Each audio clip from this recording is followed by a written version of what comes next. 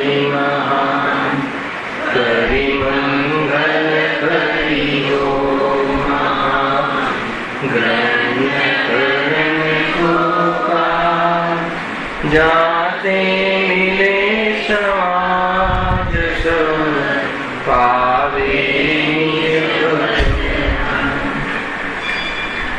जे निज भाव सदा सुखद निज नो करो प्रकाश जे बहुविधि भव दुख तणी करे छे सत्तानाम।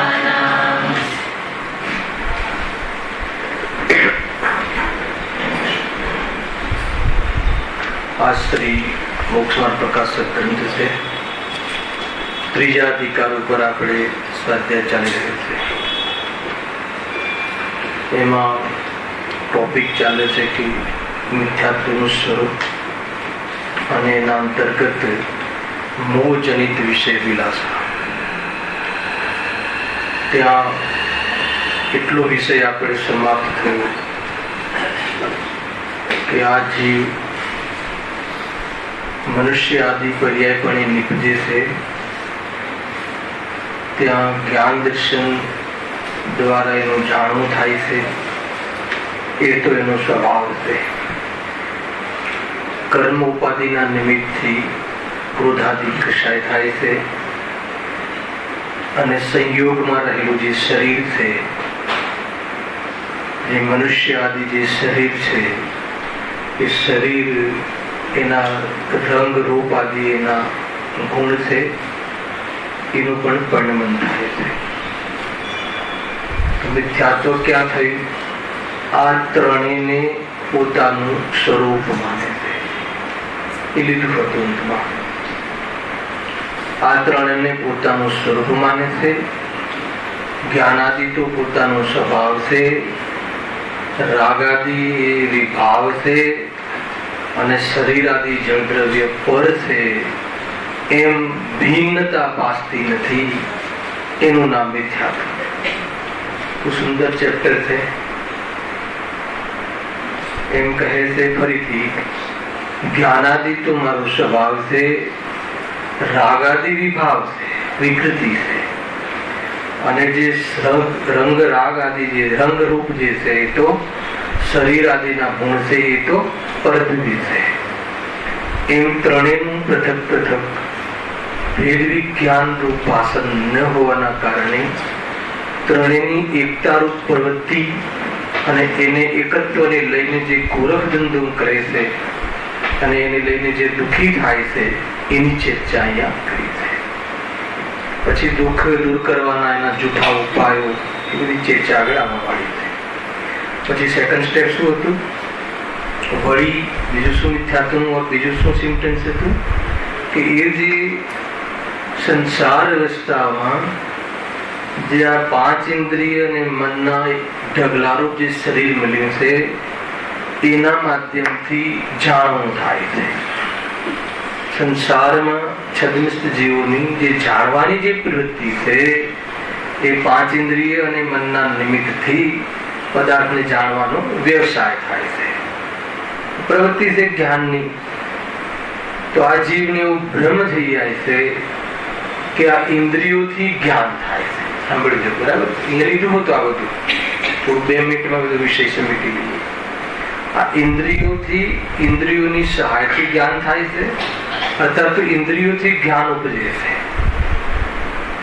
થાય છે શું? ઇન્દ્રિયોના માધ્યમથી જાણવાની પ્રવૃત્તિ સ્વતંત્ર રીતે પોતાના જ્ઞાનની યોગ્યતા રૂપ જ્ઞાનનું કાર્ય છદ્મસ્તોના જીવનમાં જોવા મળે છે। પણ એમાં એને ભ્રમ શું થઈ જાય છે કે ઇન્દ્રિયથી જ્ઞાન થાય છે, ઇન્દ્રિયોથી જ્ઞાન થાય છે એટલે એ ઇન્દ્રિયોથી પ્રીતિ કરે છે। મિથ્યાત્વ એકત્વ કરે છે, એને પોતાનું સ્વરૂપ માને છે, એને પોતાની વસ્તુ માને છે, પોતાની ઉપયોગી ચીજ માને છે, એનાથી એકત્વ કરે છે, એનાથી પ્રીતિ કરે છે।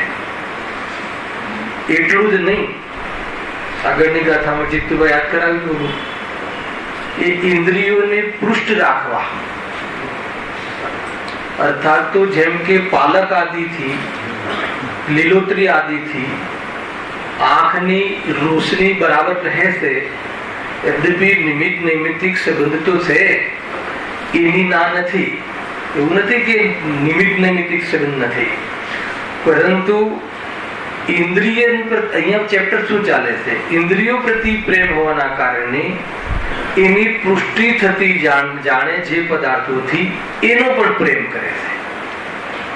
પ્રેમ કરે છે એટલે એને પણ લાભદાયી માને છે, પોતાના માને છે, બરાબર. અને એ લાભદાયી માને છે તો એનું આખું જીવન આ ઇન્દ્રિયોના માનમાં, જે ઇન્દ્રિયોના માધ્યમથી જાણવું થાય છે, અને એ પરપદાર્થો તરફની એની જે રાગ આદિ વૃત્તિ છે, એને રાગ અને જ્ઞાનનો ભેદ નથી. તો આ જ્ઞાનને કેવી રીતે રાગની પ્રવૃત્તિમાં એકત્વરૂપ થઈ અને પરપદાર્થોની સાથે પણ અપનત્વની રુચિ કરતો આ જીવ સંસારને વધારે છે, અર્થાત તો વધારીને દુઃખી થાય છે નિરંતર, એની ચર્ચા હવે બીજા પેરેગ્રાફમાં. બીજા પેરેગ્રાફની થોડીક આપણે ભૂમિકા બાંધી હતી, હવે એની ચર્ચા આપણે પ્રારંભ કરીએ. શું છે જુઓ, હેડિંગ શું છે? મોહજનિત વિષય વિલાસા.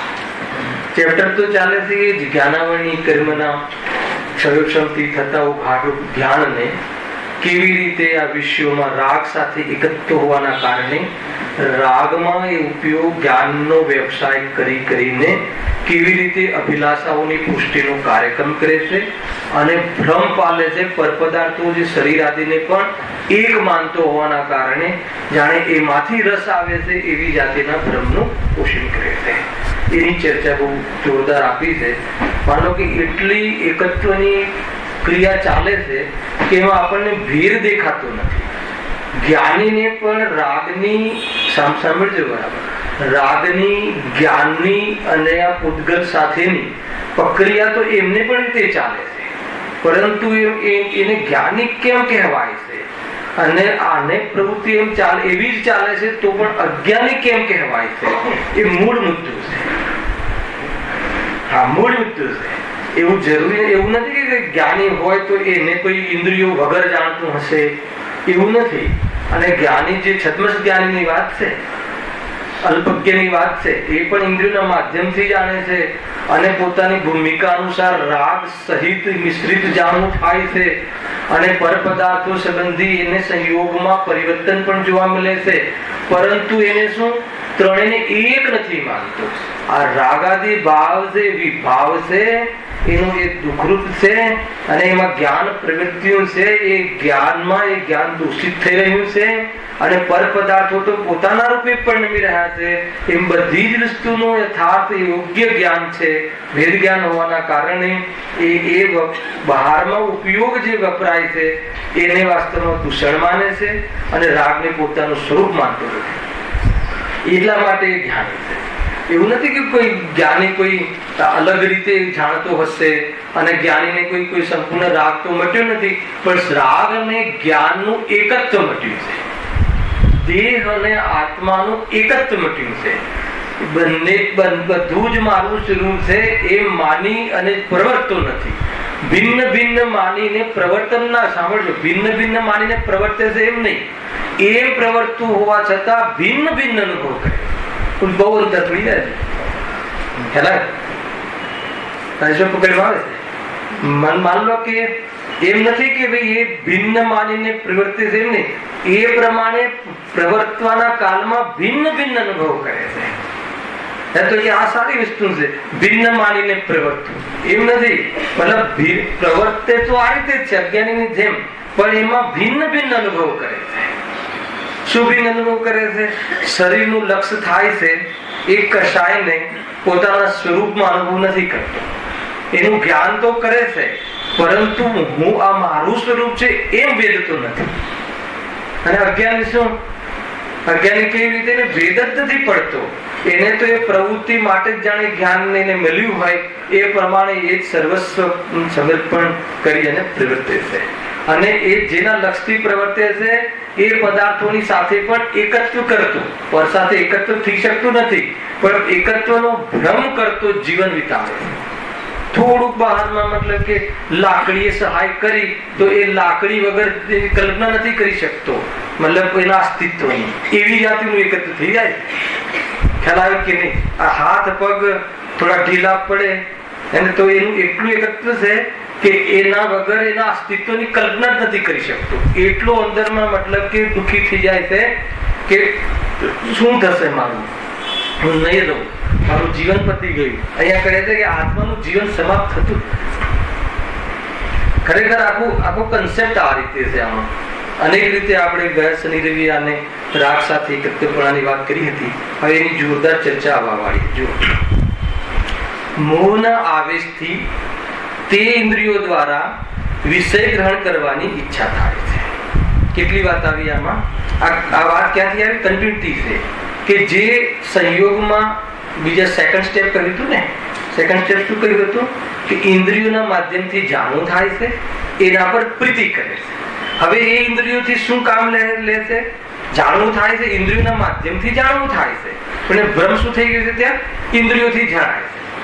ઇન્દ્રિયોથી જણાય છે, એમાંથી જ્ઞાન ઉપજે છે.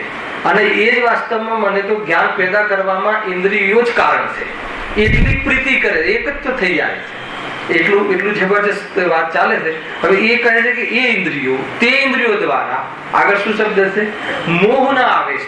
અહીંયા મિથ્યાત્વ લેવું, દર્શન મોહ લેવું.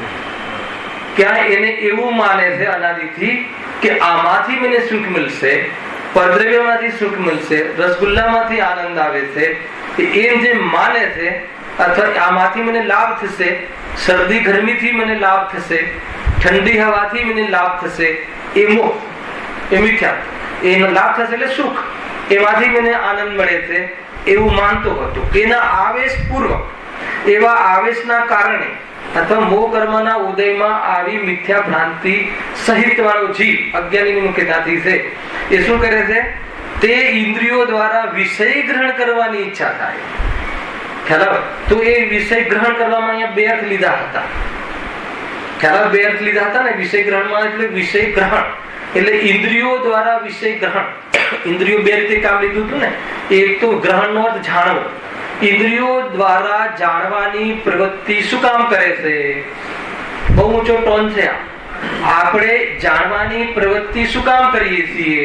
ઇન્દ્રિયોની વાત ગૌણ રાખી આ કથનમાં.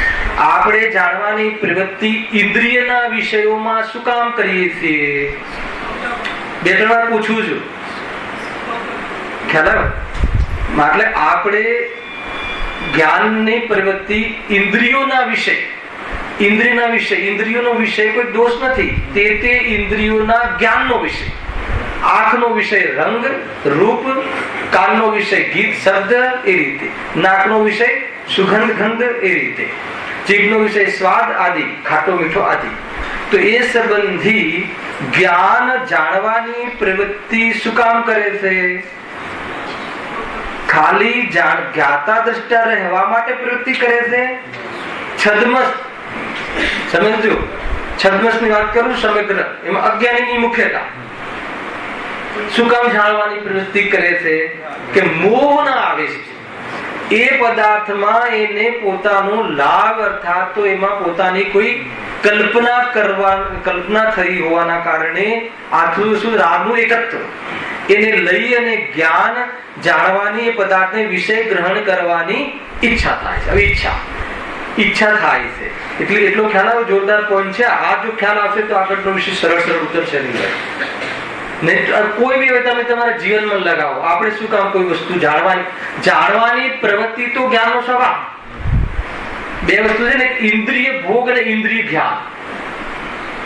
ઇન્દ્રિય જ્ઞાન અને ઇન્દ્રિય ભોગ બે વસ્તુ. બીજું જ્ઞાશક્તિ અને ભોગાશક્તિ બે. અને જ્ઞાશક્તિમાં જાણવાની ઈચ્છા. બધી વસ્તુઓ જાણવાની, જ્ઞેયોને વિશે જાણવાની આસક્તિ, અને જાણેલા જ્ઞેયોમાં સુખની કલ્પના માની અને ભોગવવાની આસક્તિ. ખ્યાલ આવે ને? અને એક બંને કાર્ય, સંસારને બનાવવાના કાર્ય જ્ઞાનની પ્રવૃત્તિથી પોષણ, એના માટે જાણવું થાય છે. કોઈ બી હવે તમે એને શું કામ સૂંઘવું ફૂલ, શું કામ જોવું ટીવી, શું કામ જોવી મેચ, ખ્યાલ આવ્યો કે નહીં? મેચ જોવી એ કોનું કાર્ય છે? મેચ જોવી એ કોનું કાર્ય છે? બતાવો. અને ગાયક જોવો એ કોનું કાર્ય છે? તરત આત્માનું. અને મેચ જોવી એ આંખનું. ખ્યાલ આવ્યો કે એમ છે? અને મેચ જોવી એ બી જ્ઞાનનું કાર્ય છે. જ્ઞાન સ્વપર પ્રકાશક જાણવું એનું સામર્થ્ય છે. ત્યાં સુધી કોઈ દોષ નથી. સાંભળજો, ઇન્દ્રિય જ્ઞાન આજે નિયમ સાથ ચાલ્યો ને, મને બરાબર ખ્યાલ છે. પેલા ગુરુદેવ એક શબ્દ કહ્યું ને, આપણને જાણવા રૂપ જે જ્ઞાન લાગે છે એ તો જ્ઞાન જ નથી. એ તો ઘણી અપેક્ષાઓ છે ભાઈ. ખ્યાલ આવ્યો કે નહીં? જ્યાં આત્મામાં ડૂબવા વાળા ત્યાં આત્મજ્ઞાનની અપેક્ષા છે. ખ્યાલ આવ્યો કે નહીં? અચ્છા, તો એ બતાવો, આત્મા સંબંધી જાણવું એ જ્ઞાન તો જ્ઞાન છે કે નહીં? મકાન સંબંધી જાણવું એ જ્ઞાન નથી. અને આત્મા સંબંધી જાણવું એ જ્ઞાન. અરે ત્યાં આત્મજ્ઞાનની મુખ્યતા છે. અરે તું શાસ્ત્ર મતલબ કે ત્યાં તો શાસ્ત્ર જ્ઞાન તે જ્ઞાન નથી, શાસ્ત્રનો અભ્યાસ તે જ્ઞાન નથી. આજે જોરદાર કહ્યું. અને અહીંયા હું એક વાક્ય કહું છું કે જે ઇન્દ્રિય જ્ઞાન છે એ જ્ઞાનનો અંશ છે. એ ગુરુદેવે કહ્યું. આ મતિ શુદ્ધ જ્ઞાન છે ને, અજ્ઞાનીનું પણ એ કેવલ જ્ઞાનનો કટકો છે. આમ કહે ખ્યાલ આવે કે નહીં? ધવલાનું કોટેશન આપીને જ્ઞાન તો એક જ છે. જ્ઞાન જે એને જાણવાની ઓરથી જોઈને સ્વભાવનો અંશ, જે જાણવા રૂપે લઈએ તો સ્વભાવનો અંશ છે. અને ઇન્દ્રિયોના અવલંબનથી જાણવાનો જે વિભાવ લઈએ તો એ સંબંધી એટલો એનો વિભાવ છે. ખ્યાલ આવ્યો કે નહીં? અને એ વિભાવ પણ બંધનું કારણ નથી. ઇન્દ્રિયોના માધ્યમથી જાણવું બંધનું કારણ નથી. ખ્યાલ આવ્યો કે નહીં? પણ ઇન્દ્રિયોના માધ્યમથી જાણવામાં એ હું ઇન્દ્રિયમાંથી જ્ઞાન ઉપજે છે. એ ઇન્દ્રિયનો પ્રેમ કરી લેવો, મોહ કરી લેવો, અને એને લઈને એમાં જાણવામાં જે પદાર્થો આવે એ પદાર્થો તો જ્ઞાનમાં ઝલકતા હતા, પણ એ જ્ઞેય પર આસક્ત થઈ જવું અને એને હું મેળવી લઉં, એને પ્રાપ્ત કરી લઉં ને એને ભોગવી લઉં, એવી જાતિની જે ભોગાશક્તિ છે, આસક્તિ છે, એ બધું સંસાર છે. ખ્યાલ? ભ્રમ ત્યાં થઈ જાય છે જીવની. અહીંયા વાત હતી ને કે વિષય ગ્રહણ કરવાની ઈચ્છા થાય. વિષય ગ્રહણ કરવાની એટલે જાણવાની. પણ જાણવાની ઈચ્છા કેમ થાય છે? વાત આપણે ત્યાંથી ચાલીએ. બસ એમાંથી એને ભોગવવાની. આપણે લીધું હતું લાસ્ટ ટાઈમ. ભોગવવાની એટલે શું? એને પ્રાપ્ત કરવાની, અથવા એની કલ્પના છે કે આનાથી મને લાભ થાય છે, એને લઈને એ પદાર્થોને જાણવાની, ગ્રહણ કરવાની ઈચ્છા થાય છે. ખ્યાલ આવ્યો કે નહીં? એ બતાવો કે શાસ્ત્ર સ્વાધ્યાય કરવાની ઈચ્છા કેમ થાય છે? સાસો બરાબર જવાબ આપજો. શાસ્ત્ર સ્વાધ્યાય કરવાની ઈચ્છા કેમ થાય જીતુભાઈ? એનાથી લાભ થાય છે. શાસ્ત્ર સ્વાધ્યાય કરવાથી શું થાય છે? શું લાભ થાય છે? એક વાત તો આપણે પ્રૂવ કરીએ, બહુ કોઈ ઉતાવળ નથી. આપણે શાસ્ત્ર સ્વાધ્યાય કરવાથી શું લાભ? શાસ્ત્ર સ્વાધ્યાય કરવાનો ભાવ કયો? પુણ્ય ભાવ. એનાથી શું લાભ થાય એવું બતાવો. આત્માની પ્રાપ્તિ થાય છે. શું વાત કરો છો? નથી.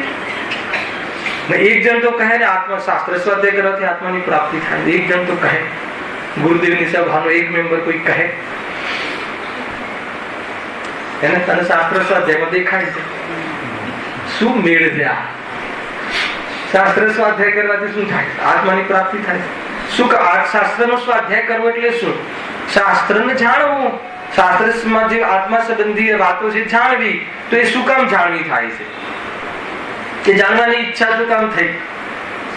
એનાથી લાભ થાય છે. બરાબર છે? એટલા માટે જાણવાની ઈચ્છા થઈ. આ રીતે છે. બધા નિમિત્ત દ્રષ્ટિ છે. આ બધી શાસ્ત્ર તો છે જ, પણ શાસ્ત્રના માધ્યમથી આત્માને જાણવાથી આનંદ થાય છે. માત્ર શાસ્ત્રને જાણવાથી નહીં. એમ છે આખો શબ્દ. મારે જાણવું છે કે જાણવાની જે ઈચ્છા થાય છે, પદાર્થને ગ્રહણ કરવાની એટલે જાણવાની ઈચ્છા થાય છે, એ અજ્ઞાનીને સંસારમાં મોહાશક્તિ, મોહના આવેશથી થાય છે. મોહના આવેશથી એટલે આનાથી હું તરી જઈશ, આનાથી મને સુખ થશે, આ પદાર્થથી હું આમ ભોગવીશ તો મને આનંદ આવશે, ખાટા રસથી મને બહુ જ અંદરમાં મજા આવે છે, એટલા માટે એ ખાટો રસ ક્યાં મળે, કયા ફળનો છે, અને એ મતલબ કે ક્યાં મળશે આ ફળ, એ બધી જાણવાની જ્ઞાનની જે મહેનત છે, એ મહેનત કોના માટે કરે છે? પોતાના રાગ સાથે એકત્વ હોવાના કારણે આ ખ્યાલ જયેશભાઈ તમે કીધું ફરીથી લીધું આ રાગનું આટલું એકત્વ છે. જ્ઞાન તો જ્ઞાન જ છે, પરંતુ એ જ્ઞાન ક્યાં કામે લગાડીએ છે? રાગની મૈત્રીમાં. ખ્યાલ અને એ જેના લક્ષથી આ વસ્તુ થાય છે, જેના લક્ષથી જેનું અનુપોષણ થાય છે, એવા બાહ્ય પદાર્થો શરીર આદિ ખ્યાલ એને પણ લાભદાયી માની એકત્વ કરે છે, એને એકઠા કરી અને કાયમી રાખવાની ચેષ્ટા કરે છે. આવી ગયું મોહમાં મિથ્યાત્વનું સ્વરૂપ. જ્ઞાનાદિ સ્વભાવ છે અને કર્મ ઉપાધિથી થતા રાગાદિ ભાવ એ ક્રોધાદિ ભાવ થાય છે અને સંયોગમાં શરીર આદિ તથા કર્મના ઉદયથી વસ્તુની ઉપલબ્ધિ થાય છે. આ બધાને પોતાનું સ્વરૂપ માને છે, એકતા લઈને ચાલે છે અને એકતા બની રહે, કાયમી એ વસ્તુ બની રહે એ માટે જ્ઞાન એને પ્રયાસ કરે છે. એનું નામ મિથ્યા જ્ઞાન છે, એનું નામ મિથ્યાત્વ છે. આ રીતે ચાલે. બહુ જોરદાર વાત છે ભાઈ, શાંતિથી સાંભળવા જેવી વાત છે કે કેવી રીતે પ્રવૃત્તિ થાય. એકવાર વિચાર કરીએ જ્ઞાનના આલોકમાં કે આપણે જે બી અત્યારે આપણે કરીએ છીએ, આત્મા કરે છે તો જ્ઞાન, બીજું કરે છે રાગ. આત્માના બે કામ બતાવ્યા, પણ આત્મા જળનું કરતું નથી. આ ગુરુદેવની સ્ટાઇલ. રાગ કરે છે અજ્ઞાનને વશ થઈને અને રાગથી જુદા જ્ઞાનને જાણે છે, જ્ઞાનને લઈને, અને એવું કામ કરે તો એ જ્ઞાની થઈ જાય. બસ આ 3-4 સ્ટેપમાં સંસાર મટાડવાની વાત છે, બીજી કોઈ વાત નથી. પણ એની આપણને એકતા મને કોઈ એકતા જ નથી અત્યારે તો. જોરદાર, મતલબ કે તમે તમારા પ્રવચનો તો અમે ગાડીમાં ને અહીંયા ને ત્યાં ને બધે સાંભળીએ છીએ, આ છે તે છે જોરદાર. અને ગુરુદેવની વાત તમે જે ખોલી રહ્યા છો તો મતલબ કે અમને બરાબર બેસી રહી છે ને બધું જ બરાબર ચાલે છે. જરા પણ આવે તો હવે તો ભાઈ રાગ બહુ ઓછું થઈ ગયું. બહુ સરસ ખ્યાલ. વાત શું કરે છે કે સાંભળવાની મજા આવે છે ખ્યાલ, અને કહે છે કે રાગ ઓછું થઈ ગયું. જીવને વિતરાગીનો રાગ એને ધર્મ લાગે છે અને રાગીઓનો રાગ અધર્મ લાગે છે. આ રીતનું ચાલે છે. રાગ ચાહે વિતરાગીઓનો હોય અને રાગ ચાહે રાગીઓનો હોય, ઇન્દ્રિય ભોગોનો હોય, રાગ તો બળાવે તે બળાવે. અગ્નિ ચંદનની હોય અને આંબાના લાકડાની હોય. કઈ અગ્નિ? ચંદનની અગ્નિ ઠંડક અપાવે હશે કે લાકડાની? અરે આંબાની ઠંડક કઈ અપાવાય? અગ્નિ તો અગ્નિ છે ભાઈ, કોઈ ફેર પડતું નથી. અહીંયા શું કહે છે કે જે જાણવાની વિષય ગ્રહણ કરવાની ઈચ્છા થાય છે, અને બીજું એમાં શું લીધું હતું? વિષયને પ્રાપ્ત કરવાની, ભોગવવાની ઈચ્છા થાય છે. ઇન્દ્રિયોના માધ્યમથી વિષયને ભોગવવાની ઈચ્છા થાય છે અને ઇન્દ્રિયોના માધ્યમથી એ વિષયોને જાણવાની પ્રવૃત્તિ થાય છે. એ બંનેને ગ્રહણ કરવા. અહીંયા એવો જીવ લેવો છે કે ગ્રહણ કરવા, જાણવાની પ્રવૃત્તિ શું કામ કરે છે? મોહને વશ થઈને ઈચ્છા કરે, જાણવાની ઈચ્છા. ત્યાં એ વિષયોનું ગ્રહણ થતા, હવે શું લેવું? ત્યાં એ વિષયોનું ગ્રહણ થતા એટલે રાગ મિશ્રિત જાણવું થતા, ગ્રહણ થતામાં જાણવું લઈને વાત છે.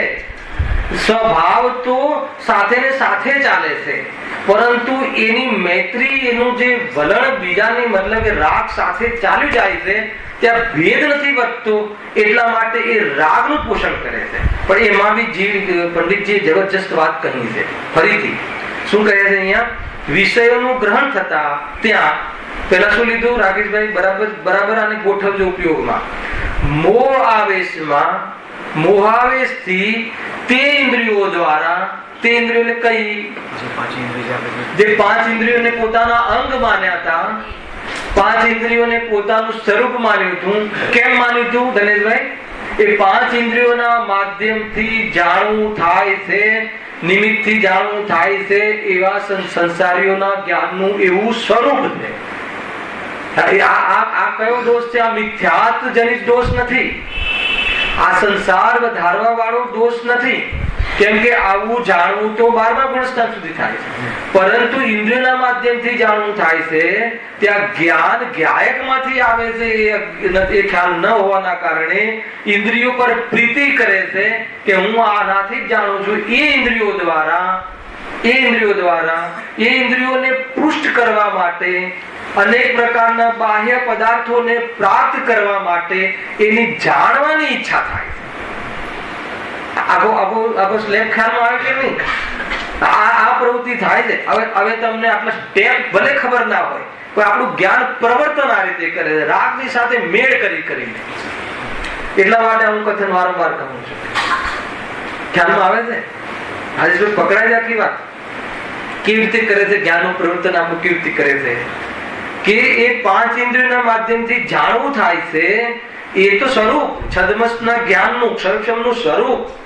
ચાહે ગમે એટલો મોટો જ્ઞાની હોય, સમ્યક જ્ઞાની હોય, મુનિ અવસ્થામાં જીવ હોય, તો પણ એનું જાણવું, પરપદાર્થ સંબંધી જ્ઞાનનો વ્યવસાય એ તો ઇન્દ્રિયોના માધ્યમથી જ થાય છે. પરંતુ જે અજ્ઞાની જીવ છે એને આ જ્ઞાન જ્ઞાયકમાંથી આવે છે એવી ખબર ન હોવાના કારણે, એના ભેદાભેદ વિપરીતતા હોવાના કારણે, હલાવ્યું કે નહીં, ભેદાભેદની વિપરીતતા હોવાના કારણે એ શું માને છે? આનાથી જ્ઞાન થાય છે, આનાથી મારું કાર્ય સધાય છે, એટલે ઇન્દ્રિયોને પૃષ્ઠ રાખવા, ઇન્દ્રિયોને બરાબર રાખવા, એટલે શરીરને બરાબર રાખવા, એટલે શરીર હું છું એમ માનતો થકો પોતાને બરાબર રાખવા. ખ્યાલ આવ્યો કે નહીં? પકડાય છે વાત? બરાબર રાખવા. કઈ ચીજોથી બરાબર રહે કે જે નિમિત્ત પ્રધાન કથન મળે છે કે આનાથી ખોરાકથી આ ખોરાકથી આમ થાય, આનાથી બરાબર લોહી શુદ્ધ થાય, આનાથી બરાબર આંખ ચોખ્ખી થાય, આનાથી કાન બરાબર રહે, આનાથી નાક ખુલી જાય, આનાથી પેટ સાફ થાય, જે તો એ પદાર્થોને બારામાં જાણવાની પ્રવૃત્તિ મોહાસક. આનાથી મને લાભ થાય. મને એટલે કોણ? એનું મને એટલે કોણ? ખ્યાલ આવે? ગજબ છે. તો એટલી એકતા વર્તે છે ને, તો અહીંયા તો આપણે ભિન્નતા કરીએ છીએ એટલે ખ્યાલ આવે કે આપણે તો કોઈ બીજાનું કામ કરીએ છીએ. અહીંયા સાંભળીને ખબર પડે છે. બાકી તો આપણે અવિરતપણે, અને એમાં વિશેષ એને પ્રેમ ન હોવાથી વિતરાગતાનો અહીંયા સાંભળવા સુધી ઠીક લાગે છે, વળી પાછું હતું એમ થઈ જાય. એ શ્રોતાના સ્વરૂપમાં લીધું હતું. કેવા કેવા પ્રકારના શ્રોતા હોય છે. પગથિયા સુધીના શ્રોતા, અહીંયા સુધીના શ્રોતા લીધું હતું ત્યાં પેલોથી કામ. બહુ મતલબ કે આનો મને ટોન એટલું સારો લાગે છે કે પંડિતજી આપણને એક માન લો કે જે શરૂઆતના પહેલા પેરેગ્રાફમાં સ્ટેટમેન્ટ આપ્યું ને કે મનુષ્ય પર્યાયમાં અવતરે છે, એને જ્ઞાનાદિથી જાણવું થાય છે, અને કર્મ ઉપાધિથી ક્રોધાદિ રાગાદિ ભાવ થાય છે, અને સંયોગમાં શરીર છે, નાનું મોટું છોટું પતલું ઝાડું, રંગ લાલ પીળું કાળું થયા રાખે, જે થયા રાખે. આ બધું એ શરીરનું ને આનું ને આનું, પણ આ જીવને આ ત્રણે એક લાગે છે. અને એક લાગે છે એટલે એની એકતા હંમેશા બની રહે એવી જાતા, એવી માટે એનું જે જ્ઞાન છે એનું પ્રવર્તન કરે છે. અને એ અહીંયા આવે છે. તો આપણને દોષ લાગે? આ દોષ નથી લાગતો. આ કહે છે કે આને લઈને બાકીના દોષ છે.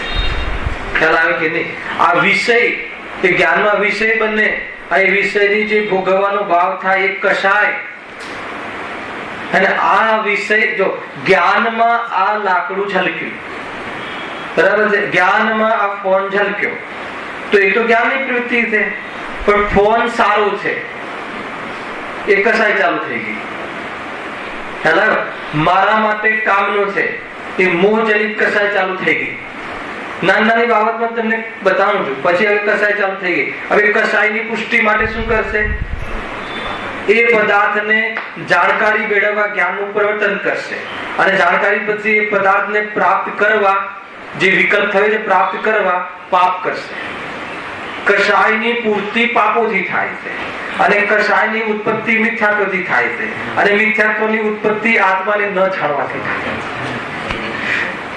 છે. એટલા માટે ગુરુદેવે તું સૌ પ્રથમ આત્માને જાણ, એક જ વાત, તો બધું સમાધાન થઈ ગયું. એટલી જોરદાર ધીકતી ધીકતો ધંધો ચાલે છે આ જીવનો. તેજી છે કે મંદી છે જીતુભાઈ? બતાવો પ્રભુભાઈ, તેજી છે કે મંદી છે? તેજી છે, ફૂલ તેજી છે. ધીકતો ધંધો ચાલે સંસારનો. ક્ષેત્ર બદલાઈ ગયું, પાટિયા બદલાઈ ગયા, પણ માલ તો જો એનો રાખ્યો છે, હે ને? મતલબ મંદિરમાં આવી ગયો પણ એને દીકતો ધંધો અહીંયા પણ અહીંયા એની આદત પડેલી છે ને, એ આદત એકત્વ કરવાનો, તો કોઈ વાત નહીં. ત્યાં પાપના રાગથી એકત્વ કરતો હતો એ પુણ્યના રાગથી એકત્વ કરે છે. ત્યાં દુકાનથી એકત્વ કરતો તો એ મંદિરથી કરે છે, પણ આદત થોડી છોડી. ખ્યાલ આવે કે આદત નથી છોડી એને.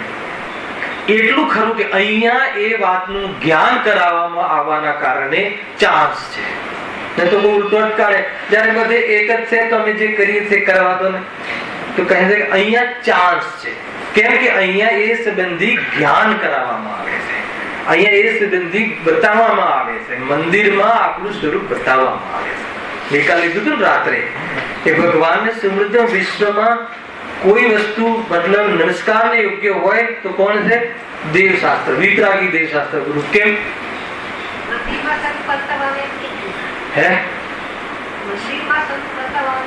અહીંયા ભગવાનનું સસ્તું, ભગવાન શું કરે છે? પૈસા આપે છે? ભગવાન શું કરે છે આપણને? પણ ન જો આંખ બંધ રાખે તો એ તો કહું છું કે અહીંયા આવીને પણ એકત્વ કરે છે. એ તો કહ્યું અહીંયા આવીને કામ તો એ જ કરે છે કે જે ઘરમાં કરતો હતો, પણ અહીંયા આંખ ખુલી જાય, એની ભલી હોનહાર હોય તો સામે મૂર્તિમાં જે ઉપદેશ આપી રહ્યા છે દેખાઈ જાય. નિરખો અંગ અંગ જીનવર કે जिनके झलके शांति अपार છે કે નહીં? એક એક અંગ ઉપર છે ને. પછી આંખ શું કહે છે, નાસાક દ્રષ્ટિ શું કહે છે, હાથ શું કહે છે, એ દેખાઈ જાય. ભગવાન તો દેખાડે છે પણ હું દેખતો નથી.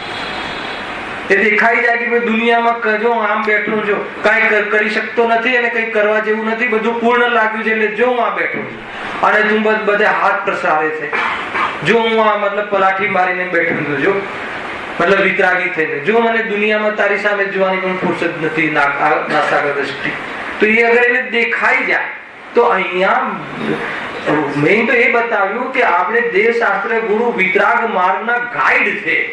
એ બતાવે છે, આપતા નથી. વાત ત્યાંની છે, બતાવતા નથી. એ વાત આવે તો મંદિરમાં આવવાનું શું કામ આવે? પ્રભુ તમારા ચરણમાં અગર તમે અમને બતાવો, તમે ખોટું તો બતાવો જ નહીં, પણ તમે બતાવો જ નહીં તો અમને તમારી કઈ જરૂર નથી.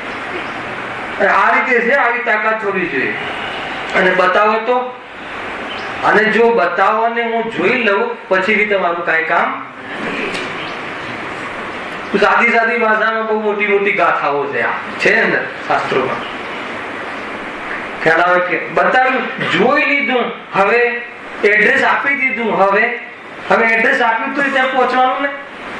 વાત એ અહીંયા વાત એ છે કે 5 પંચેન્દ્રિયના વિષયો અથવા મોહના આવેશથી તે ઇન્દ્રિયો દ્વારા વિષય ગ્રહણ કરવાની ઈચ્છા થાય. બરાબર લયમાં આવજો તમે. બહુ સુંદર વિષય છે, બહુ સુંદર વિષય છે. શું કહે છે? વિષય ગ્રહણ કરવાની ઈચ્છા કેમ થાય છે? આપણે શું કામ કરીએ છીએ વિષય જાણવાની ઈચ્છા? કે એ પદાર્થોથી લાભ થાય છે, એના લોભે એ પદાર્થોના વારામાં આનાથી આંખ સારી થાય છે, આનાથી વાળ બરાબર રહે છે, આનાથી વાળ ખરતા નથી. કેમ એમ કરે છે? કેમ કે એને પોતાનું અંગ માને છે, આગળથી કનેક્શન નથી. ખ્યાલ આવ્યો કે નહીં? ખરેખર તો વાળ અને નખ તો અંગ પણ નથી, આત્માના પ્રદેશો પણ નથી. અને સૌથી વધારે એડવર્ટાઇઝ અને સૌથી વધારે જીવન એની પાછળ જાય દુનિયાની. ખબર નથી આ રીતે છે. અંદર વેરાગ આવી જાય. શું આપણે ખોટો ધંધો કરીએ છીએ? તો કે અમે કયો ખોટો ધંધો કરી? તો કે આ ખોટો ધંધો છે. ખ્યાલ આવે કે નહીં? બીજાની સાર સંભાળ કરવાનો ખોટો ધંધો નથી માનતો. આ ખોટો ધંધો એ નથી. બીજાને પોતાનું માનીને સાર સંભાળ કરે છે, એટલે એને વિવેક નથી. પહેલી લીટી શું છે? પહેલી લીટી વાંચો પ્રભુ શું છે? મિથ્યા. એના ઉપર મિથ્યા દર્શન આદિથી જીવને સ્વપરનો વિવેક થઈ શકતો નથી. બહુ તાકાત છે આ કથનોમાં. જીન વચન છે એ રીતે ચૈતન્યને બતાવવા શબ્દ છે. શબ્દ બ્રહ્મ, જે બ્રહ્મ આત્માને સૂચન કરે છે, બતાવવા વાળા પદ છે આ. એ રીતે શું કહે છે? જો ઇન્દ્રિયો દ્વારા વિષય ગ્રહણ કરવાની ઈચ્છા થાય, પછી શું થયું? સેકન્ડ સ્ટેપ આગળ વધીએ છીએ. ત્યાં એ વિષયોનું ગ્રહણ થતા એટલે શું?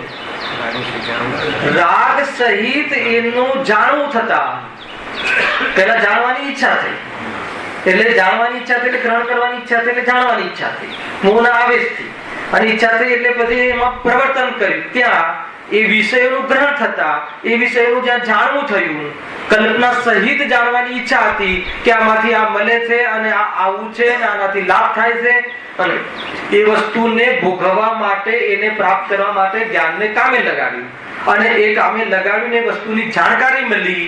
જાણકારી મળી પછી શું થાય છે? જે ઈચ્છા હતી ને એ સંબંધી જે વિકલ્પ હતા, રાગમાં તીવ્ર ઈચ્છા હતી કે આનું મારે આનું બધું જાણકારી લેવી છે, આમ છે, આમ છે, પ્રાપ્ત કરવું છે. પછી શું થયું? એ સંબંધી આગળ જુઓ, થતા એ ઈચ્છા મટવાથી, આ બહુ જોરદાર કથન છે. કઈ ઈચ્છા? એ પદાર્થને જાણવાની ઈચ્છા થઈ ભોગવવા માટે, અને એ સંબંધી બહારમાં સાતવેદની કર્મમાં ઉદય થઈ વસ્તુનો પણ સંયોગ થયો, અને એ પ્રમાણેનો જ્ઞાનમાં ખુલાસો પણ થયો, અને રાગ સહિત જાણવાની ઈચ્છા થઈ. હવે એ જે તીવ્ર ઈચ્છા હતી એ સંબંધી ઈચ્છા થઈ, એમાં શું થયું? ઈચ્છા મટી, અથવા ઈચ્છા સંબંધી બહારનો પ્રવૃત્તિ થઈ તો એની ઈચ્છા ડાઉન થઈ. ઈચ્છા ડાઉન થઈ ને, તો ઈચ્છા ડાઉન થઈ તો શું થયું? નિરાકુરતા થાય છે, એટલે આનંદ માને છે. અર્થાત તો એ વખતે એને સુકૂન થાય છે. તો સુકૂન શાનાથી થયું? એ શું માને છે? આનંદ માને છે. પણ શાનાથી આનંદ માને છે? કે મને આ પદાર્થો મેં જાણ્યા, અને એ પદાર્થોને મને મળ્યા, અને એનાથી મારી ઈચ્છા પૂર્તિ થઈ, અને ઈચ્છા પૂર્તિ થઈને પછી ઈચ્છાનો અભાવ થયો, એટલે મને આનંદ થયો. કે નહીં? આખું કથન આ રીતે છે. લોકમાં પણ, વિષયોના આનંદમાં પણ રાગના ઘટવાથી આનંદ થાય છે, એ વાત અહીંયા આપણને જણાવવા આવે. મોક્ષમાં સુખ કેવું હશે, વિતરાગી સુખ કેવું હશે નવીનભાઈ, એ બતાવવા માટે પણ આનો ઉપયોગ થાય છે. કે જેમ અહીંયા વિષયોમાં આનંદ નથી, અરે વિષય ભોગમાં આનંદ માનવા વાળાઓને પણ વિષયોનો રાગ મટી જાય છે, અને એ સંબંધી નિરાકુરતા થાય છે, અર્થાત વિકલ્પ ન રહેતા એની જે નિરાકુરતા થાય છે એ વિકલ્પના અભાવનો રાગ છે, એનો આનંદ છે. પરંતુ એ જીવ આ આનંદ વ્યક્ત આનંદ નથી કહેવાતો, આ પર્યાયગત યોગ્યતા કહેવાય છે. આ વાસ્તવિક આનંદ નથી, આ અતિન્દ્રિય આનંદ નથી. સમ્યક દર્શન થયા પહેલા એક ક્ષણ માટે પણ અતિન્દ્રિય આનંદ મળે એમ ન બને, પણ અપેક્ષિત આનંદ, એ જે આનંદ વિતરાગ જે આનંદ છે, રાગના ન રહેવાથી જે આનંદ છે, એ આનંદ ખ્યાલ આવ્યો કે અહીંયા પણ વિષય સંબંધી એ એંગલ, એ લેવલનો, એ સંબંધનો વિકલ્પ મટી જતા એ આનંદ રહે છે. એ આનંદ વાસ્તવમાં એ આત્માનો સ્વભાવ છે, પરંતુ ગ્રંથિ ભેદ ન હોવાના કારણે એ આનંદ એમ માને છે કે મને આમાંથી આવ્યો, એટલા માટે એ સાચો આનંદ નથી. આખું આ રીતે અહીંયા તો ઓર ઘણી બધી વાતો કરવી છે. અહીંયા તો આગળ વાત કરી, જો ઈચ્છા મટવાથી નિરાકુલ થાય છે એટલે આનંદ માને છે. ઈચ્છાનો અભાવ કોના આધારે થયો? અરે એ તો પ્રપોર્શનેટ છે. કોઈ વિષયની ઈચ્છા એ સંબંધી નિરંતર નથી રહેતી. ઘણીવાર ઈચ્છા બદલવાના, ઈચ્છા ન રહેવાના અનેક કારણો છે. એ ઈચ્છાનો વિષય બીજો થાય તો એ સંબંધી ઈચ્છા ન રહે, એ પણ એક કારણ ખ્યાલ આવ્યો કે નહીં? એક બીજું ઈચ્છા ન રહેવાનું કારણ શું છે? કે ઈચ્છાનું આયુષ્ય અંતર્મુહૂર્ત રહે છે. અંતર્મુહૂર્ત થી બધી ઈચ્છાઓ પલટાય છે, પરંતુ એ સંબંધી ઈચ્છા કોઈ જે વિધિથી એને ન રહી, પરંતુ એ સિવાય બીજી ઘણી ઈચ્છાઓ તો ચાલુ થઈ જાય છે. એ રીતે આગળ ઈચ્છાનું આખું પકડ આવવા વાળું છે, એટલે અહીંયા એનો વિશેષ ખુલાસો નથી કરતા. ખ્યાલ આવે ને? મનજનિત ઈચ્છાઓ, બધી ઈચ્છાઓના ભેદ પ્રકાર આગળ છે. અહીંયા તો વાત એટલી છે કે રાગમાં જે તીવ્ર ભાવ હતો, જે રાગમાં જે તીવ્ર વાસના હતી, એ તીવ્ર વાસના એ વિષયની જાણકારી વિશે જ્ઞાન ત્યાં પ્રવર્ત્યું, અને એ જયારે ઈચ્છા ડાઉન થઈ એટલે એને આનંદ થયો. એટલે એ માને છે કે મને આનંદ થયો. ક્યાંથી થયો? ઈચ્છાની પૂર્તિ ક્યાંથી થઈ?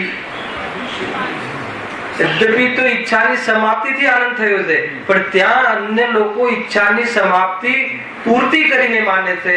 અને જૈન ધર્મમાં આત્મામાં એ વસ્તુ જ નથી, અને આત્મામાં પ્રીતિવંત બની આમા સદા પ્રીતિવંત બન ને આમા સદા સંતુષ્ટ ને, ખ્યાલ આવ્યો કે નહીં?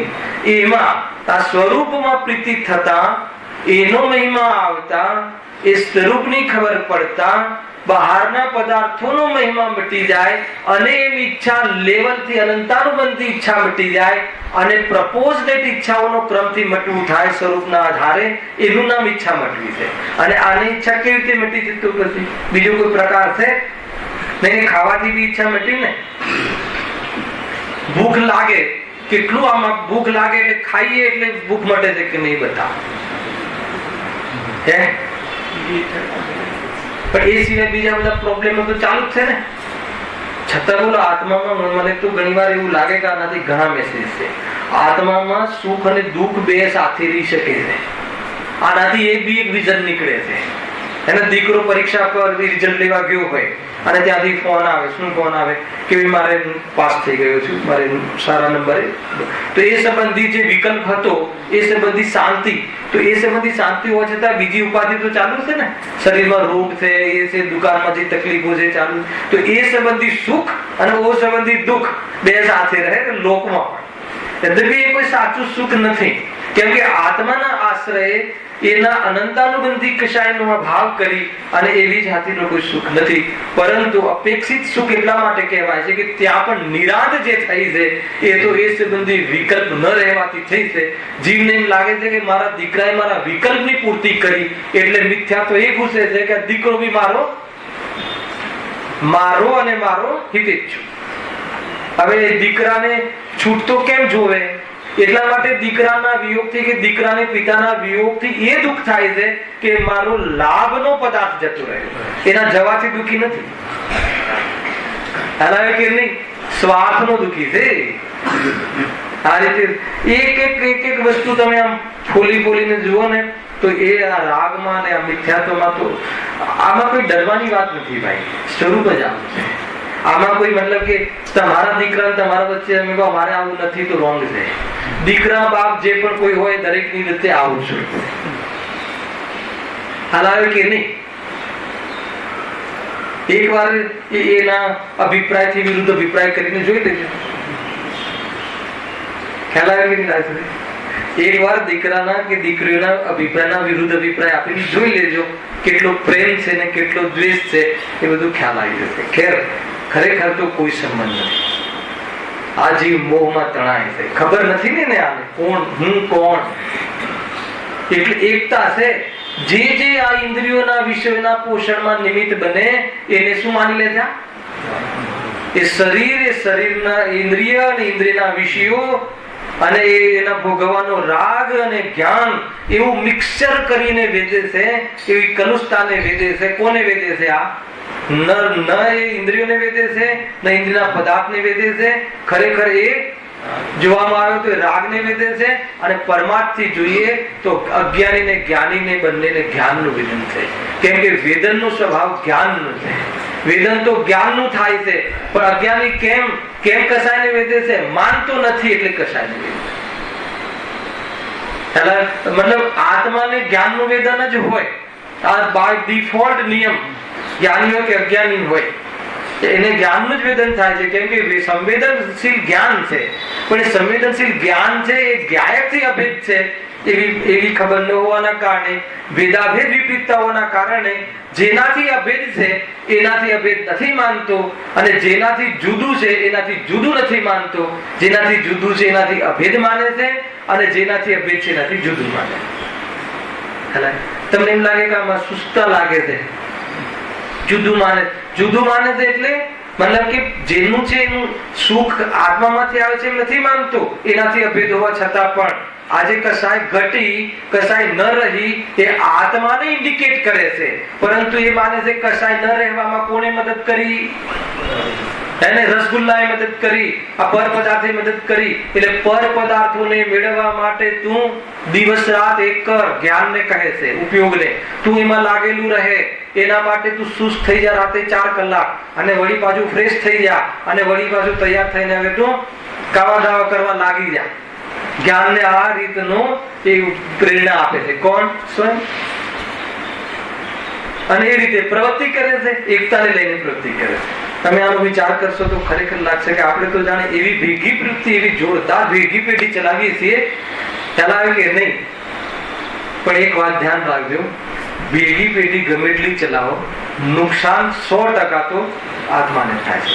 કેમ કે ભેગી પેઢી ચલાવવાનું જે અપલક્ષણ છે એ ન રાગમાં છે. સાંભળજો, રાગ બી શુદ્ધ છે, આશ્રમ, અને આ શરીર તો પરદ્રવ્ય છે, પરંતુ જીવ સ્વયં અજ્ઞાનમાં થઈને કરે છે. અપલક્ષણ નો ભેદ છે રાગ, છતાં બી અપલક્ષણ અજ્ઞાનની મુખ્યતાથી છે, દર્શન મોહની મુખ્યતાથી છે. રાગનું કારણ દર્શન મોહ છે ને, ભૂલ પડી છે ને કે આ મારું, આમાંથી લાભ થાય, એને લઈને રાગ તો ઉત્પન્ન થાય છે. તો રાગ પેદા જ ના થાય. આ પરદ્રવ્યને જો પરદ્રવ્ય તમે માનો તો રાગ પેદા જ ના થાય. એટલા માટે કહ્યું ને ત્યાં 9મા અધિકારમાં બેન તમે હતા ને ત્યાં કે સ્વપરની ભિન્નતા, સ્વપરને ભિન્નતાનું લક્ષણ જે કહ્યું છે એ રાગ મટાડવાના સદ્ધાન માટે છે. આ રીતની ત્યાં 9મા અધિકારમાં લખ્યું, જોરદાર કથન છે. એટલે કે જ્યારે તમે આને કોઈ વસ્તુ પર એમ લાગે કે ભાઈ જે વસ્તુ જ્યાં નુકસાન થયું છે એ પરમાં થયું છે, તો તમને રાગ થાય, પછી રાગ થાય. કોઈ બી જે પર વસ્તુ છે આપણા કામની જ નથી એટલું પર આપણને રહે છે ને, તો રાગ થાય ન થાય. તો પરને સ્વપરની તાકાત એટલે લગાવી છે. અરે જે દિવસે તને આ પર છે એમ ખબર પડી જાય તો રાગ ઉત્પન્ન જ નહીં થાય. રાગને તો રાગની અમને તું ઓળખાણ નહીં કરવાની જરૂર નથી. તું પેલા સ્વપરને તું ભિન્ન કર તો કે પેદા નહીં થાય. રાગની ઓળખાણ એટલી જ કરવાની જરૂર હતી કે આ મારે છોડવાના. પણ કેમ છૂટે? તું પરદ્રવ્યનું લક્ષ છોડ, નહીં થાય. જોરદાર ચર્ચા છે 9મા અધિકારમાં. અહીંયા શું કહે છે કે એ રીતે ઈચ્છા થાય છે. જો હવે એક જોરદાર આ જ વાતને એક ઉદાહરણથી આપે છે, એને એમાં મતલબ કે પોતાને જોવા જેવી ચીજ છે કે આપણે કેમ પાડીએ. જો જેમ કૂતરો હાડ ચાવવાથી પોતાનું લોહી નીકળે તેનો સ્વાદ લઈ એમ માનવા લાગે કે હાડનો સ્વાદ આવે છે. આ શું છે? ઉદાહરણ. આમાં આપણે ક્યાં ફિટ થઈએ છે? હલાવે કે નહીં? પ્રોડક્ટજી કેટલા કૂતરા બતાવે છે? 3 બતાવે છે. એક તો આ પહેલો કૂતરો આવી ગયો, બીજો કયો છે? ગાળા નીચે ચાલવા વાળો કૂતરો, અને ત્રીજો કયો કૂતરો છે? કોઈ લાકડી એને મારે તો લાકડી પકડી લે. આ 3 પ્રકારના કૂતરા ક્યાં છે? એટલે આ વૃત્તિ બતાવી છે કે આ વૃત્તિ, આ પ્રકારની વૃત્તિ હોય છે અજ્ઞાનીમાં. પશુતા હોય છે, અજ્ઞાનતા હોય છે. જો શું કહે છે?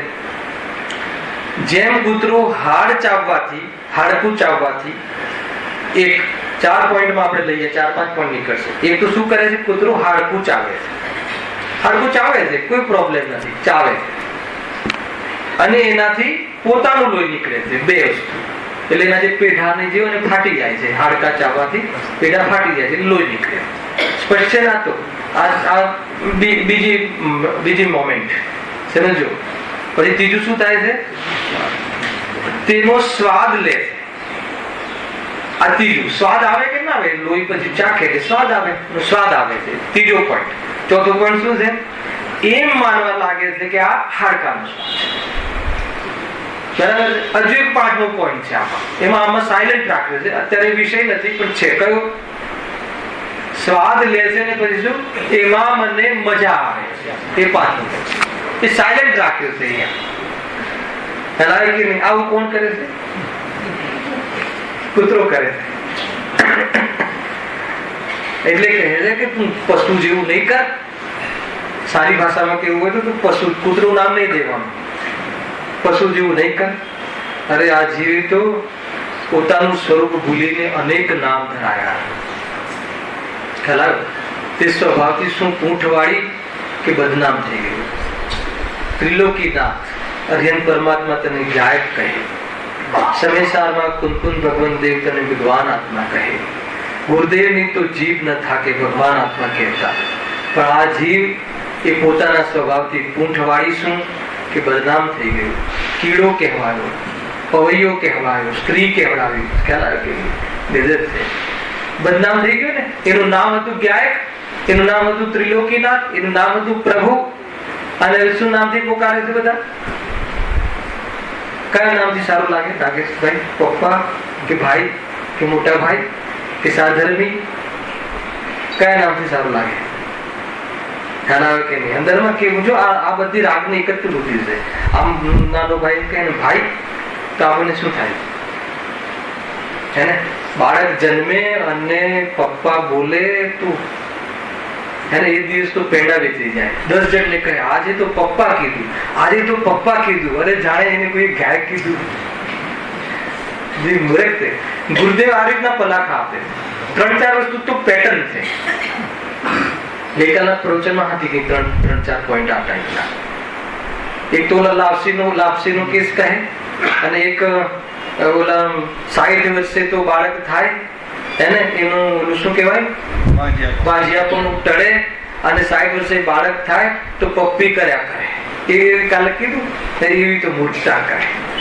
અને વળી પાછો કઈ લાખોનો ફાયદો થાય તો શું કહે? ચલો આજે તો લાપસી બનાવો. અને પછી એક હજુ કંઈક હતું, એક ત્રીજો કંઈક પોઈન્ટ હતો, યાદ નથી આવ્યું. તો જોરદાર પછી કહે કે આ બધા અજ્ઞાનીના અપલક્ષણ છે, આ તારી શોભા નથી, અને તું બાપ બની ગયો એ તારી શોભા નથી, એમ કહે. ભગવાન બનવાની જગ્યાએ તું બાપ બની ગયો એમ. કોઈ દિવસ આવું આપણને લાંછન લાગે છે? કોઈ દિવસ આપણને આપણી ભૂલ અથવા તો અજ્ઞાનતા અથવા તો આ કલંક લાગે છે? બાપ બનવું કલંક લાગે છે? સીધી વાત. શું વાત કરે છે? દુનિયાની અંદર તો બાપ ને બને ને કલંક કહે. દુનિયાના ગણિત જુદા છે. ચાલાયો કે નહીં? એ પણ સમ્યક દ્રષ્ટિ બનીને ભગવાનનું લઘુનંદન થઈ શકે. સ્ત્રી પુરુષ ને નપુંસક ત્રણે સંગીત પંચેન્દ્ર જીવો છે. ત્રણેય જીવો મતલબ કે સમ્યક દર્શન કરી શકે છે. લૌકિકની વાત જુદી છે ભાઈ, અહીંયા વાત જુદી છે. મોક્ષ માર્ગમાં તો ખરેખર સ્વરૂપના સ્વાદિયાની કિંમત છે, બાકી બધી કોઈ કિંમત નથી. તું ગમે એટલું વાંચે ને ગમે એટલું ભણે, આજે આવ્યું ને ગમે એટલા શાસ્ત્રો બોલે, પરંતુ જેના માટે કરવાનું હતું એ ન કરે તો કહે છે કે એની કોઈ કિંમત, મોક્ષ માર્ગમાં કોડીની કિંમત નથી. આત્મકલ્યાણનો માર્ગ જુદો છે, શાંતિનો માર્ગ છે, ઉહાપોનો માર્ગ નથી, હોહાનો માર્ગ નથી. આ લાવો ને આને ભણાવો ને આને ભણાવો ને આ કરો ને આ શિબિર લગાવો ને એ પણ શું છે? ઉહાપો. અહીંયા જાઓ ને ત્યાં જાઓ ને આ ગણો ને આ મંદિરો બનાવો ને આ પ્રતિષ્ઠા કરો, પ્રતિષ્ઠાઓમાં ધમાલ ધમાલ ધમાલ, સાંસ્કૃતિક પ્રોગ્રામ કરો ને આ કરો. વિકલ્પ વિકલ્પ વિકલ્પ, નિર્વિકલ્પ થવાનો માર્ગ નથી. ખ્યાલ કે જેની પ્રતિષ્ઠા થાય છે એ બનવું જોઈએ. ખ્યાલ કે વાત એમ છે, એના પર ધ્યાન નથી જતું. જેની પ્રતિષ્ઠા થાય છે એનું તો એના પર ધ્યાન જતું નથી. શું મતલબ કે આત્માની વાત જો શું કહે છે અહીંયા? 4-5 પોઈન્ટ કહે ને. એક તો હાડકું ચાવે છે, બીજું લોહી નીકળે છે. હાડકા ચાવવામાં લોહી નીકળે છે, એનો બી પ્રોબ્લેમ નથી. લોહીનો સ્વાદ આવે છે, એ બી કઈ નવીનતા નથી. પરંતુ આ સ્વાદ હાડકામાંથી આવે છે એમ માને છે, અને એનાથી મને મજા પડે છે એમ પણ જોડે માને છે, એ મિથ્યા પુરુષ.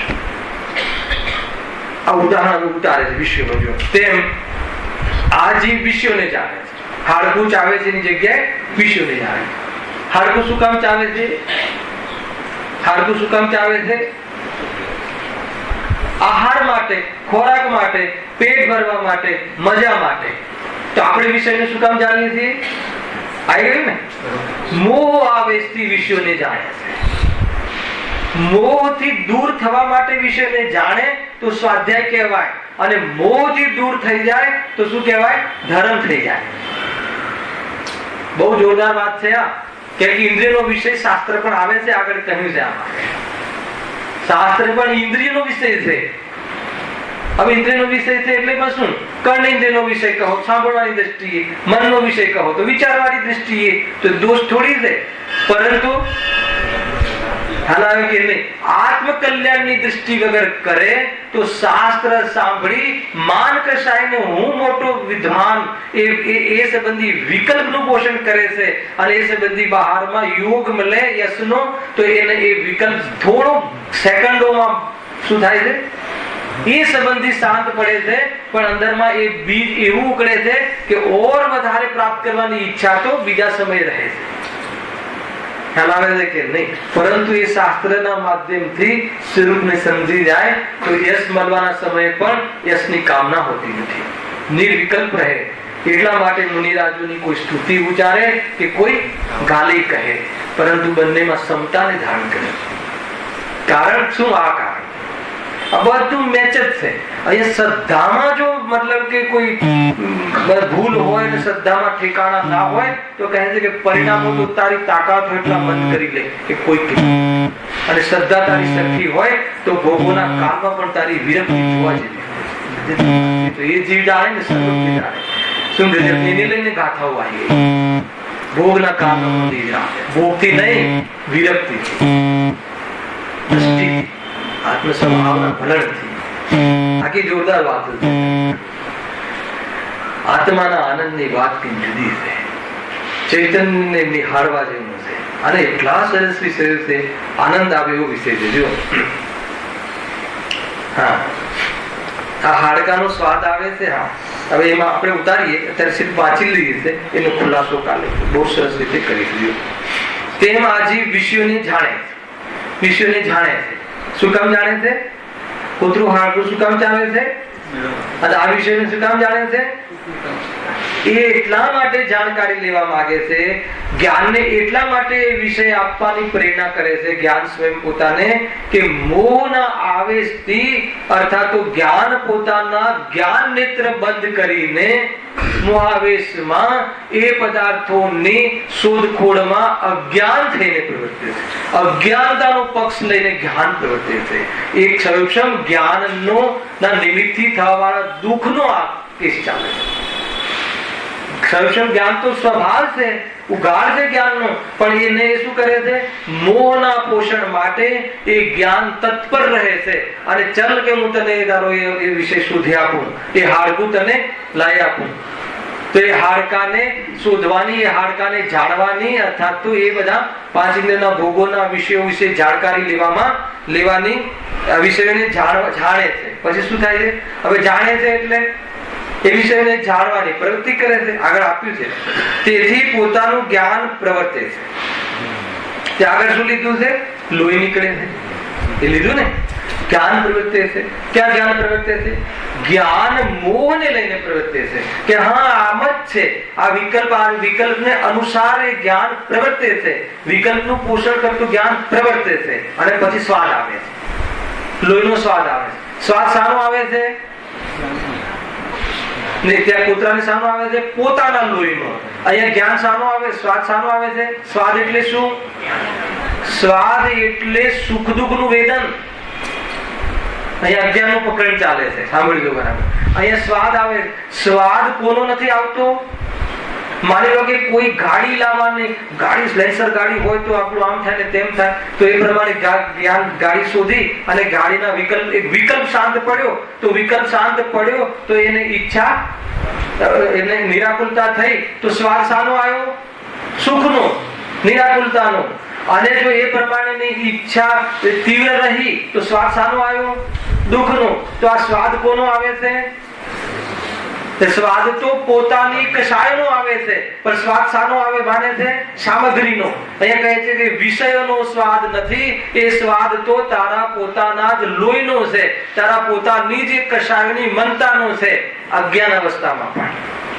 અને ખરેખર જોવામાં આવે તો એ સ્વાદ તો અજ્ઞાન અવસ્થામાં કશાયનો છે, એ તો સામગ્રીનો સ્વાદ નથી, કશાયનો સ્વાદ છે, મોહનો સ્વાદ છે.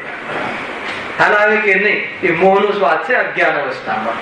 એ મોહની પુષ્ટિનો સ્વાદ છે, એ મોહની મનતાનો સ્વાદ છે. અને ખરેખર જોવા જઈએ તો એ કશાય મંદ પડી, એ સંવેદન કોનામાં થયું? તો કે જ્ઞાનનો સ્વાદ છે. પરંતુ એ જ્ઞાનનો સ્વાદ છે એવો ભેદ કેમ નથી કરતો? કેમ કે રાગ સાથે એને એકત્વ સંતુષ્ટ થઈ જાય છે કે મને ગાડી મળી ગઈ એનું પોષણ કરે છે કે વિકલ્પનું પોષણ કરે છે? અને 2 મિનિટ ઉપર થઈ ગઈ છે જયેશભાઈ. માની લો કે 1000 ના ભાવના રિલાયન્સ ખરીદ્યા તમે, બરાબર છે? હવે ખરીદ્યા, હવે તમારો વિકલ્પ છે કે 10,000 ના થઈ જાય, એટલા માટે પેપર જૂનું છે. મને બતાવો કે 10,000 નો ભાવ થઈ ગયો તો તમારી પાસે કેટલા રૂપિયા આવ્યા? તો સુખ શાનું થયું? રૂપિયા તો આયા જ નથી, કાગળિયામાં જ છે, કશું જ નથી થયું. પણ સુખ થયું કે નહીં? તો કયું થયું સુખ? કે આપણી કલ્પના કરી હતી કે 1 ના 10,000 થાય, અને એ કલ્પના કરી હતી અને જ્ઞાને એ કલ્પનાને પ્રવૃત્તિ કરી અને શોધ્યા કે જો 10 થઈ ગયા તો એ વિકલ્પનું પોષણ થયું. તો શાંતિ તો વિકલ્પના પોષણને, વિકલ્પ શાંત પડ્યો એનું થયું. ખરેખર સ્વાદ તો રિલાયન્સના કાગળમાંથી નથી આવ્યો, એ પણ તારા પોતાના લોહીનું છે, એમ કહે છે અહીંયા. અને એટલી રાગની એકતા છે એટલે કષાયનો સ્વાદ લાગે છે, પણ ખરેખર એ નથી જાણતો કે આ કષાયને જાણી કોને? આત્મામાં તો કષાયનું જ્ઞાન થાય છે, કષાય આત્માને અડતી નથી. આ તો જ્ઞાનનું સંવેદન છે. જો એ જ્ઞાન એટલું નિર્બલ છે કે સ્વાદ કષાયેલો રાગ જે છે, કષાયેલો સ્વાદ એ રાગનો છે, આત્માનો નહીં. એમ ભેદ વર્તે, રાગ અને જ્ઞાનનો એમ ભેદ વર્તે, એનાથી પ્રેમ છૂટી જાય, એના એ સંબંધીથી એનો રુચિ છૂટી જાય, તો ત્યાં શું થઈ જાય? સમ્યક દર્શન થઈ જાય. અને એ ન છૂટે તો બસ પોષણ થયું. હવે બીજા રાગનું પોષણ, હવે ત્રીજા રાગનું પોષણ. ક્યારેક પોષણમાં વિક્ષેપ પડે તો દ્વેષ, દુઃખનો સ્વાદ આવે, અને એ સંબંધી અનુકૂળતા મળે તો સુખનો સ્વાદ આવે. તો આ રીતેના સુખ દુઃખ ચાલ્યા રાખે છે અને અંત આવતો નથી. કાલે વિશેષ ચર્ચા છે, કાલે પ્રવચન છે, ટાઈમ જે ટાઈમ નથી ટાઈમ.